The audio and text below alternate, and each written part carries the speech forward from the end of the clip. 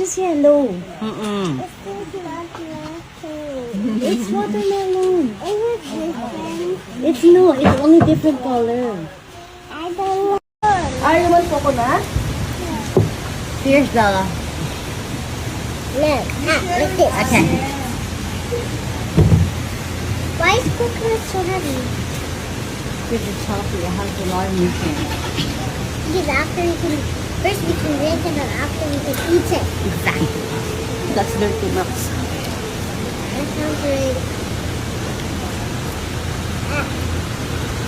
Hiningal ako. Ako din. Ayaw pa magpakarga ni Max sa iba. Ano? Ito, hindi You want? ito. Ito, this is clean.